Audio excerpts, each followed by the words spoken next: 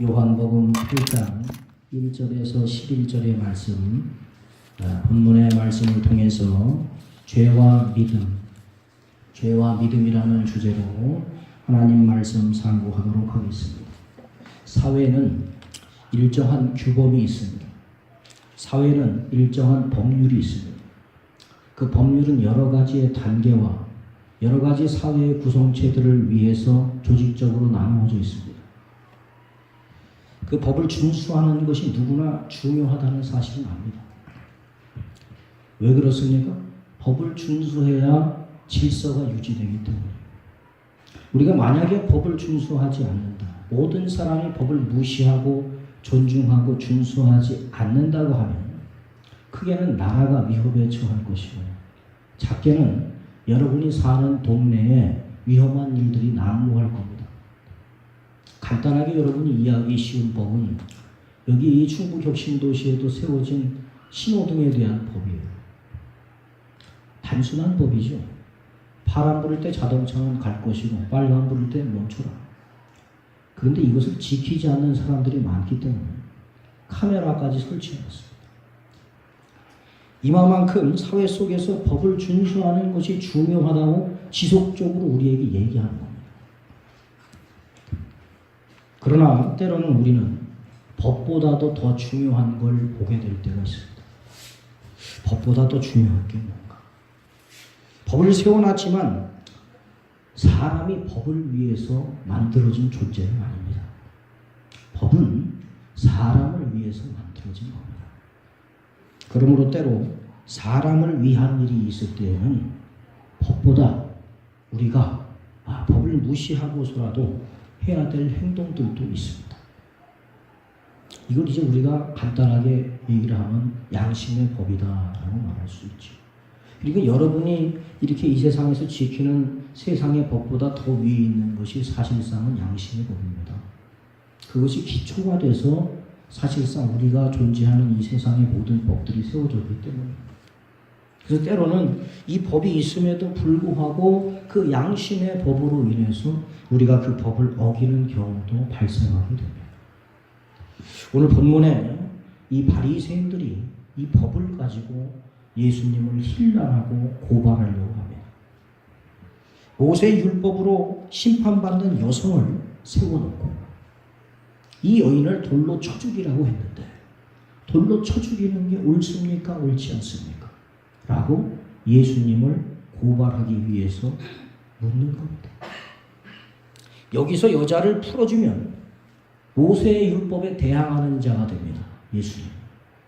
반대로 여자를 내버려 두면, 돌로 쳐서 죽이라 하면 그동안 주님을 따르던 사람들에게 주님은 조금 색다른 사람이 될지도 모르겠습니다. 그래서 주님께서는 어떤 행동을 하십니까? 그들의 양심의 가책을 느끼도록 바닥에다 글을 쓰시고 말씀하셔서 그들이 주님을 힐난하든지 여인을 심판하고 정죄하지도 못하게 하십니다.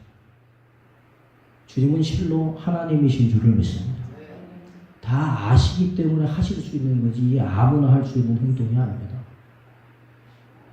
주님께서는 바닥에 글을 쓰셨다라고 본문에 기록되어져 있는데 이게 무슨 글인지는 우리는 알 수가 없어요.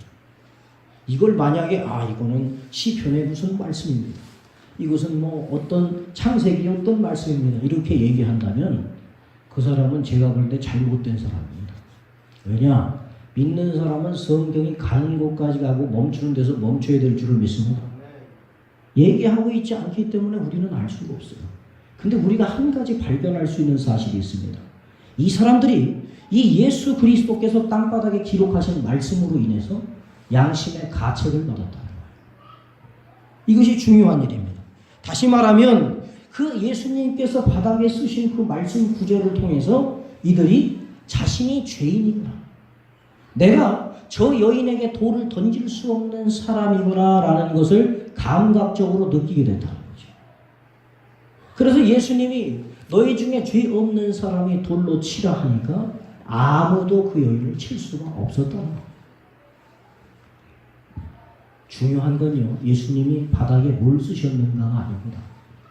주님이 바닥에 쓰신 행동이 어떤 결과를 가지고 간다는 거죠. 모든 인간은 하나님 앞에 죄인인 것을 알아야 될 줄을 믿습니다. 우리가 시편 51편 5절을 같이 보겠습니다. 내가 죄악 중에서 출생하였으니 어머니가 죄 중에서 나를 잉태하였나이다. 아멘. 누구의 고백입니까? 다윗의 고백이에요. 나는 날 때부터 죄인이다 라는 걸 인정하는 겁니다.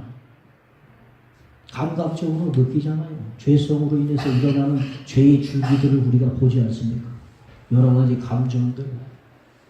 사실 이 사회에 일어나는 모든 문제들은 그 죄의 근본으로 인해서 일어나는 문제들. 다윗은 하나님을 믿는 신앙 가운데 이것을 발견하게 되었는 줄을 믿습니다. 예수를 믿으면요, 제일 먼저 발견하게 되는 게 이거예요. 내가 죄인이구나. 나는 하나님 외에는 나를 구원하실 분이 없구나. 이게 믿음인 줄을 믿습니다. 이걸 발견하지 못하는 자는 하나님께 은혜 받은 자가 아니에요. 하나님의 은혜는 우리의 깊은 죄된 것들을 밝히시는 역사인 줄을 믿습니다.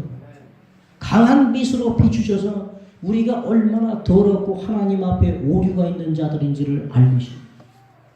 그러니까 예수 그리스도의 이 십자가의 죄 용서함의 구원이 우리에게 은혜가 되는 줄을 믿습니다. 죄인 아니라고 하는 사람에게 무슨 은혜가 되겠습니까? 십자가가.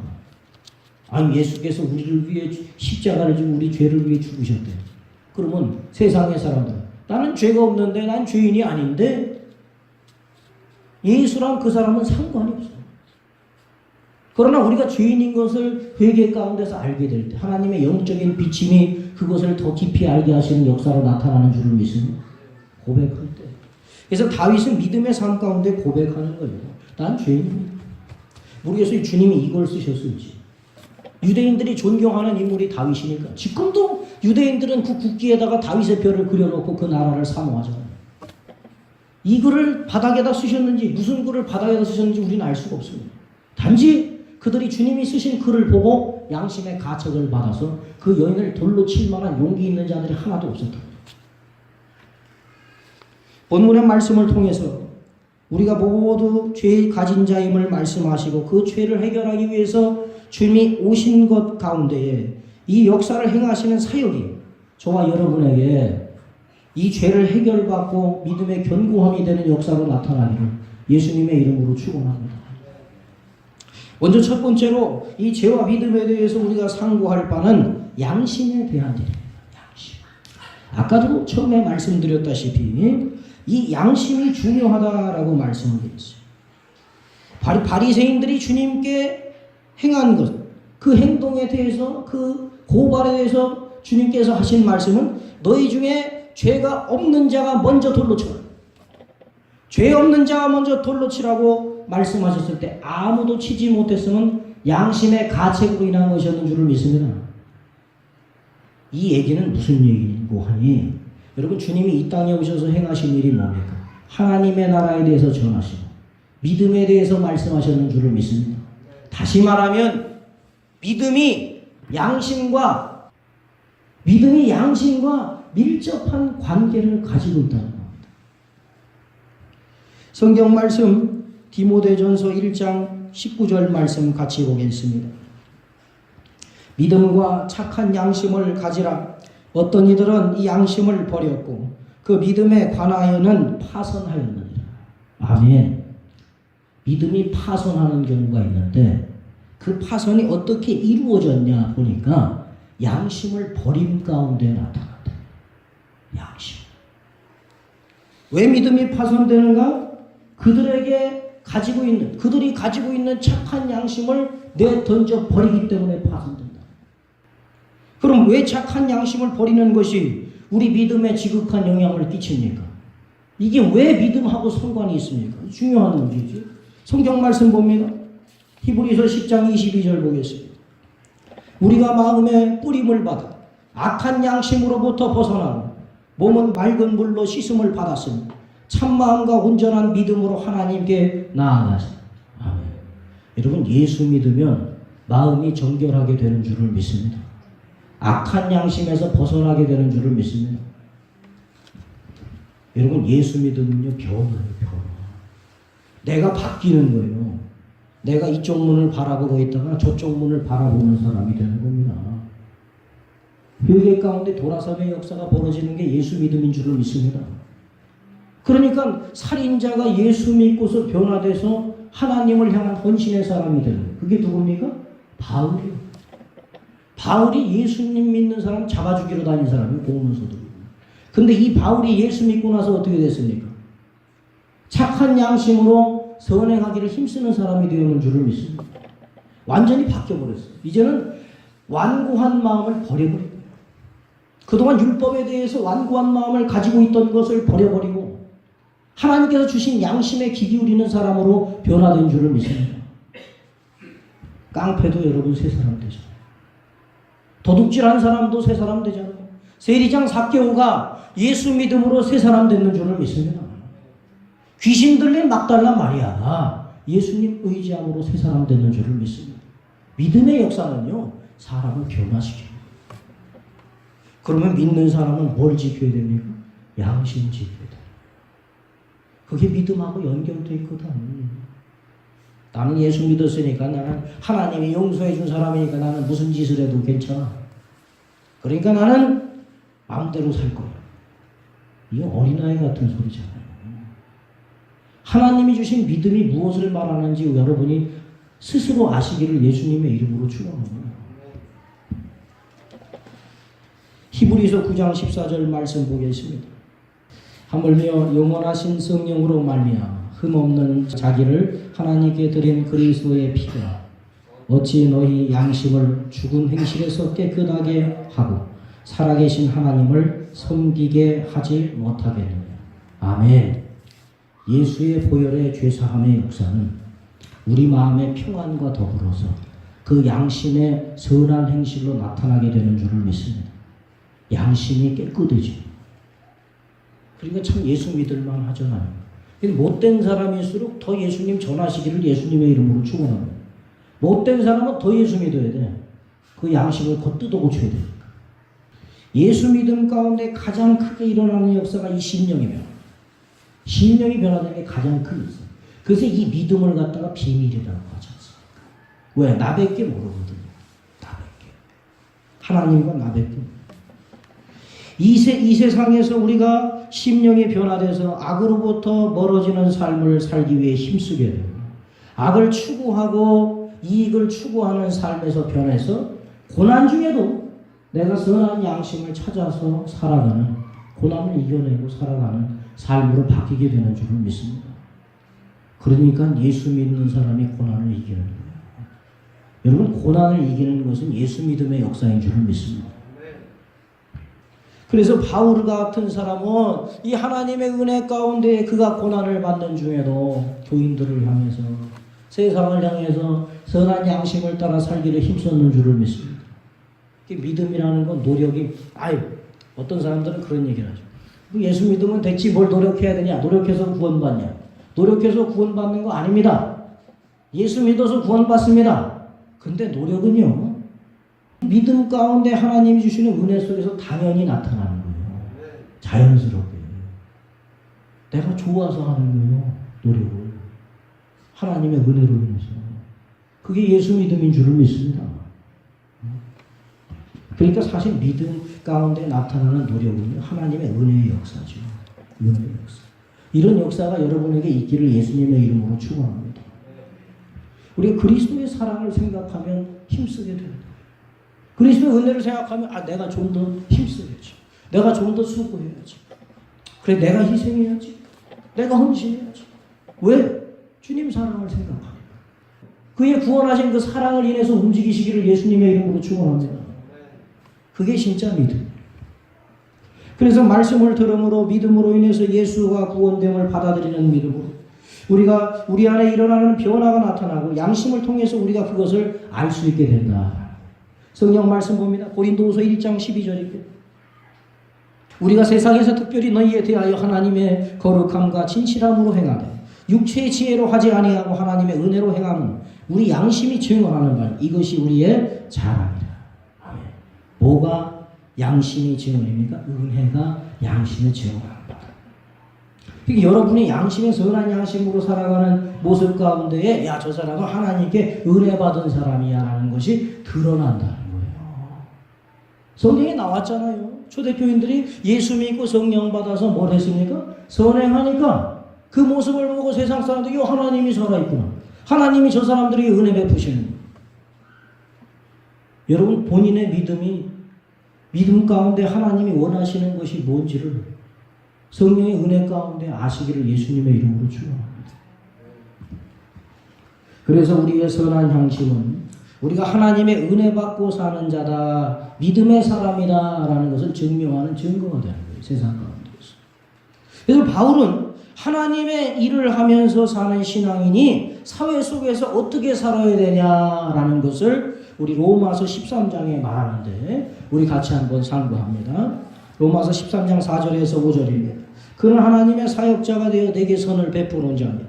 그러나 내가 악을 행하거든 두려워하라. 그가 공연의 칼을 가지지 아니하였으니 곧 하나님의 사역자가 되어 악을 행하는 자에게 진노하심을 따라 보응하는 자니라.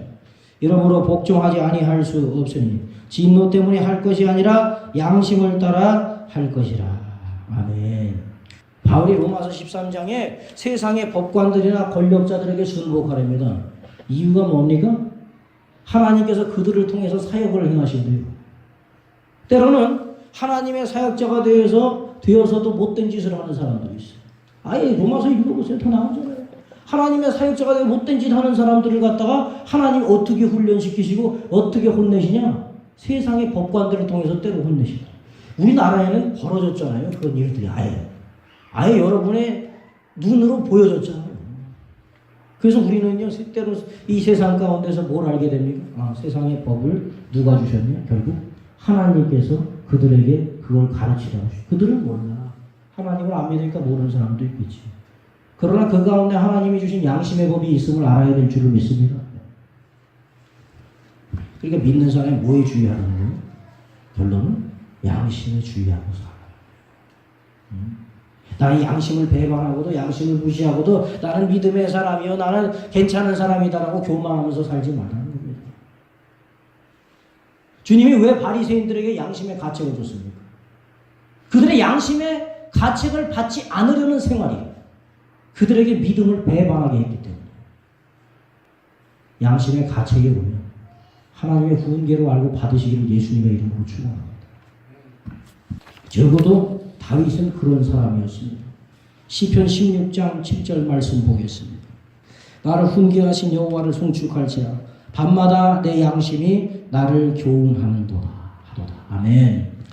훈계를 하는 여호와를 송축하는데 이 하나님 훈계를 어떻게 하십니까? 뭘로 훈계하십니까? 양심으로 훈계하신다. 하나님. 밤에 잠은 잠이 안 와. 왜? 양심의 가책을 느껴서. 왜? 하나님이 양심을 때리거든. 너 뭐 하는 짓이냐 지금? 네가 왜 그러고 사냐? 그래서 여러분 양심의 가책받는 건 좋은 일입니다. 양심의 가책받는 것이 여러분이 축하할 일이 되는 줄은 믿습니다. 양심에 화인 맞은 사람 되지 마시고 예수님의 이름으로 축원합니다. 베드로전서 3장 16절입니다. 선한 양심을 가지라. 이는 그리스도 안에 있는 너희의 선행을 욕하는 자들로 그 비방하는 일에 부끄러움을 당하게 하려 합니다. 아멘.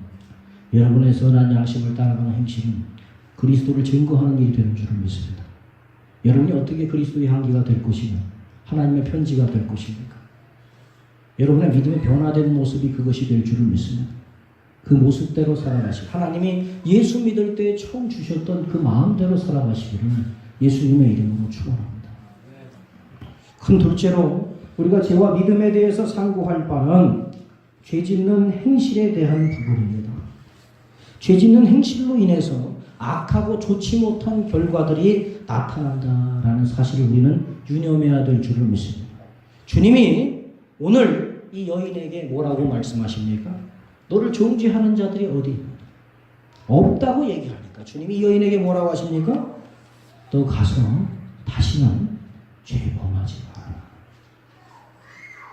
비슷한 말씀이 성경에 또 등장하는데 요한복음 5장 말씀에 보면 5장 14절이에요. 예수님께서 38년 된 병자에게, 베데스다에 38년 된 병자에게 이와 같이 말씀하십니다. 같이 상고하겠습니다. 그 후에 예수께서 성전에서 그 사람을 만나 이르시되 보라, 내가 나았으니 더 심한 것이 생기지 않게 다시는 죄를 범하지 말라 하시니. 아멘. 여러분, 하나님은요 죄를 내버려 두시는 분이 아니십니다. 착각하지 말아요. 내가 예수 믿는 사람이니까 나는 죄를 져도 괜찮다고 착각하지 마시기 바랍니다. 여러분, 하나님이 하나님을 믿는 다윗을 범죄했음에도 내버려 두셨습니까? 이 다윗은요 하나님께 세 가지의 징벌을 받았어요. 먼저는 그 집안의 싸움이 끊이지 아니하였습니다. 또한 더불어 이 다윗의 죄로 인해 밧세바를 통하여서 낳은 아들이 죽었어요. 마지막으로는 그가 자기 아들 압살롬을 통해서 자기 부인들이 대낮에 백성들이 보는 가운데에서 압살롬과 잠을 자는 아주 이 추악하고 부끄러운 일을 당했다. 하나님이 믿는 사람이라고 그 죄에 대해서 내버려 두십니까? 여러분, 베드로가요 자기 양심을 버리고 믿음의 양심을 버리고 이방인들과 식사하다가 할례 받은 사람들이 저쪽에서 오니까 부끄러워서 도망갔어요. 사도 베드로가 그 베드로를 바울이 견책하고 이 베드로는 그 가운데 수치스러움을 느끼게 되었는 줄을 믿습니다. 베드로도 그랬다는 거예요. 베드로도. 하나님이 베드로에게 수치심을 줬다고. 바울을 통해서. 나는 죄져도 괜찮아. 예수 믿으니까. 천만의 말씀. 하나님은 죄악을 내버려 두시는 분이 아니심을 알아야 될 줄을 믿습니다. 오히려 믿음으로 사는 사람은요, 죄를 졌으면요, 하나님의 죄값을 달게 받아요. 다윗의 평생에 다시는 밧세바와 같은 죄를 범하지 않고 그러고 살았어요. 다윗이. 여러분, 기억하시기를 예수님의 이름으로 축원합니다. 그래서 이 죄의 결과는 뭘 가져옵니까? 하나님의 징벌, 하나님의 심판, 하나님의 형벌을 가져옵니다. 그래서 우리가 가장 무서워해야 될 일이 뭡니까? 죄입니다. 죄. 여러분, 예수 믿으면 죄가 더 두려워지지 않습니까? 두려워집니까? 저는 두려워집니다. 죄 짓는 게 더 무서워집니다. 이전에는 죄가 죄인 줄도 몰랐어요. 이게 왜 죄야? 그냥 마음대로 못된 짓 하면서 살았어요. 그런데 예수 믿고 나서 하나님 은혜를 받고 나니까 죄는 하나님이 기쁘게 여기시지 아니하는 것이다. 하나님께서 죄 가운데 진노하시더라고요. 이 사실을 더 깊이 알게 되는 줄을 믿습니다. 어떻게 믿음이 죄를 밝히지, 어떻게 믿음이 죄를 가립니까? 여러분의 눈에 보이는 죄를 가립니까? 다만 하나님께서 우리의 죄를 간구하시는 것은 예수 그리스도 십자가의 은혜로 말미암은 일인 줄을 믿습니다. 성경 말씀 로마서 3장 25절 보겠습니다. 이 예수를 하나님이 그의 피로 인하여 믿음으로 말미암는 화목제물로 세우셨습니다. 이는 하나님께서 길이 참으시는 중에 전에 지은 죄를 간구하심으로 자기의 의로우심을 나타내려 하시니. 아멘.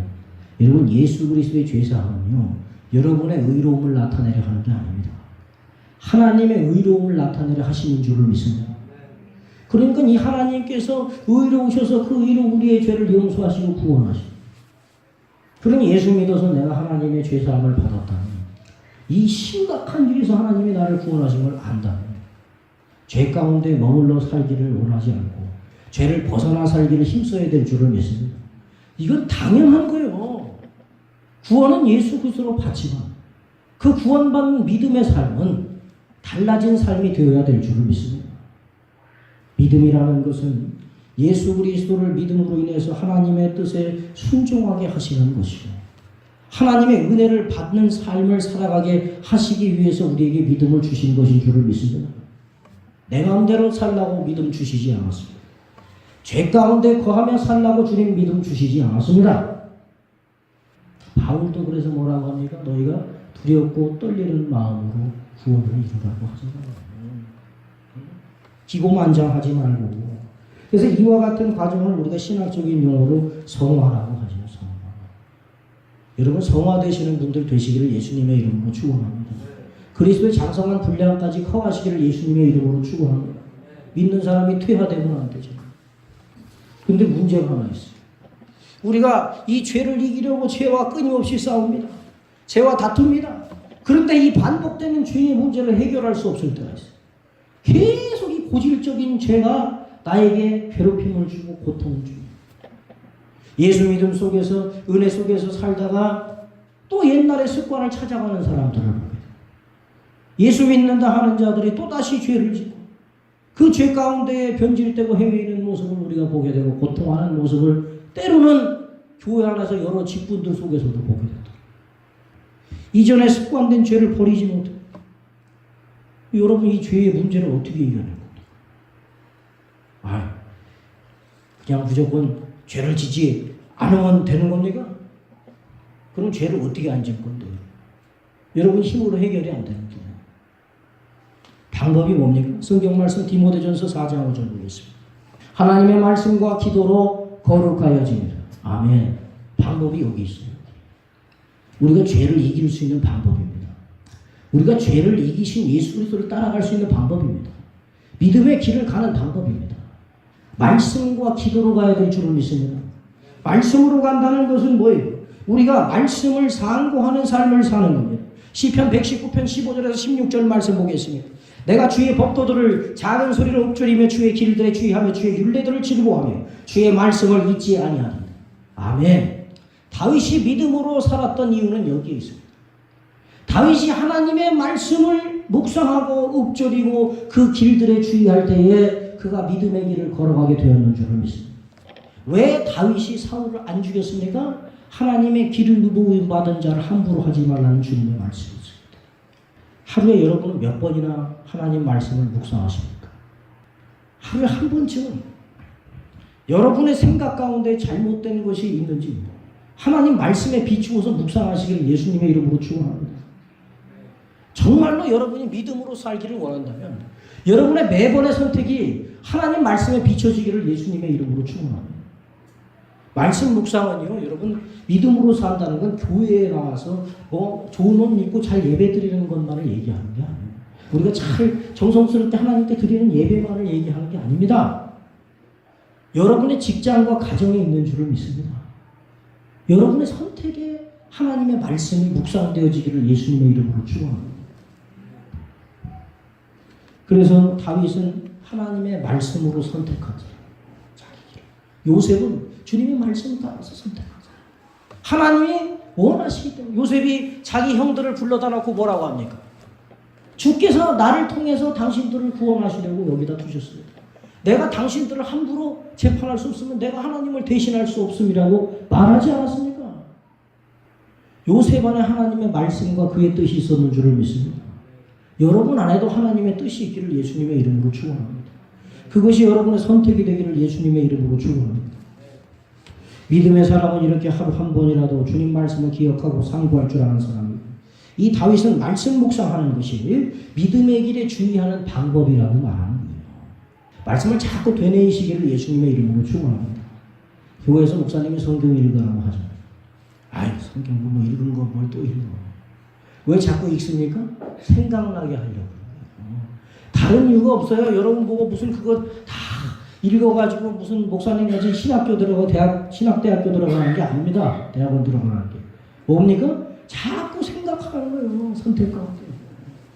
그래서 믿음으로 살아가는 거예요. 믿음으로. 하나님 말씀을 자주 읽으시기를 예수님의 이름으로 축원합니다. 그러면 여러분이 이 하나님의 말씀이 생각이다. 안 날 수가 없게 돼 있어. 자꾸 읽으면. 말씀의 묵상은 우리로 하여금 죄를 선택하기를 한 번 더 상고하고 주의하게 만듭니다. 내가 이 죄된 일을 선택할 때 하나님 말씀이 나에게 양심의 가책이 되고 충격이 돼서 다. 삶 속에 말씀을 상고하는 가운데에 무슨 일이 벌어지는가. 다윗의 말처럼 이렇게 말씀으로 인해서 자꾸 선택을 하게 되면 하나님의 말씀이 즐거운 일이 됩니다. 즐거운 일이 됩니다. 왜? 하나님 말씀으로 내가 지금까지 선택을 잘해서 내가 바른 길을 걸어왔기 때문에 다윗에게는 하나님의 말씀이 뭐가 되는 거예요? 즐거움이 되는 거예요. 왜 하나님의 말씀이 다윗에게 왜 즐거움이 됩니까? 이유가 뭐예요? 지금 자신의 상황이 내가 말씀 상고함으로 인해서 이 길을 걸어와서 지금 이렇게 됐거든. 만약에 다윗이 그때의 사울을 죽였다면, 그때의 다윗이 자기 마음대로 폭력을 행하고 장수로서 살았다면 과연 다윗이 백성들의 칭송을 받는 왕이 될 수 있었을까? 말씀 상고함이 즐거움 되기를 예수님의 이름으로 축원합니다. 이 재밌는 거예요. 흥미가 생겨. 그래서 이와 같은 삶이 될 때 그 사람은 죄를 피해가는 자가 된다는 말씀. 또 한 가지는 기도입니다. 기도로 거룩하게 된다고 말씀하셨어요. 우리 누가복음 22장 46절을 보겠습니다. 이르시되 어찌하여 자느냐 시험에 들지 않게 일어나 기도하라 하시니. 주님께서 제자들에게 하신 말씀 중 신앙생활에 중요한 말씀 한 가지는 기도입니다. 얼마나 기도가 중요한지 기도문을 가르쳐달라는 제자들에게 주님께서는 주기도문을 가르쳐 주셨어요. 하나님께서는 이것을 성경에 기록되게 하시고 지금까지 우리에게 이것을 낭독하게 하신 줄을 믿습니다. 그만큼 기도가 중요하다는 거예요. 다니엘이 고난 중에도 하루 3번씩 창을 열고 한 것은 기도였습니다. 요셉이 감옥에서도 종살이할 때도 행한 것은 기도였습니다. 사무엘이 백성들에 향하여 말하는 것은 기도하기를 쉬는 죄를 범하지 않겠다 합니다. 초대교인들이 그 어려운 고난의 삶 가운데서도 이겨낼 수 있었던 것은 그들의 기도였는 줄을 믿습니다. 방법이 어디 있습니까? 하나님께 있는 줄을 믿습니다. 기도는요, 하나님의 도우심을 받는 거예요. 내가 습관적인 이 죄가 고쳐지지 않는다. 내가 끊어야 될 이 문제가 고쳐지지 않는다. 뭐 간단하게 말해서 뭐 술과 담배의 문제일 수도 있고, 여자 관계의 문제일 수도 있고, 사업의 어떤 행함의 문제일 수도 있고, 직장의 어떤 못된 행실의 문제일 수도 있고, 가정의 폭력의 문제일 수도 있어요. 기도하시기를 예수님의 이름으로 축원합니다. 기도하면 하나님이 도와주실 줄을 믿습니다. 구하는 자에게 주시리라고 말씀하셨는 줄을 믿습니다. 여러분 보세요. 잘 보세요. 예수님 믿는 건요, 여러분 힘으로 살아가기 위해서 믿는 게 아니요, 하나님의 도우심으로 살아가는 일인 줄을 믿습니다. 그러면 여러분이 신앙생활 한다는 건요, 내 힘으로 하는 게 신앙생활이 아니고 하나님의 능력으로 하는 것이 신앙생활인 줄을 믿습니다. 그러면 여러분 하나님 능력 받으려면 뭐 해야 돼요? 기도해야 될 줄을 믿습니다. 죄의 문제가 여러분에게 얽히고 설켜서 여러분을 매일 고통스럽게 하고 때때로 여러분 가정에 문제를 가져온다면 기도하시기를 예수님의 이름으로 축원합니다. 기도 가운데 하나님의 능력이 해결함이 되기를 예수님의 이름으로 축원합니다. 기도하겠습니다.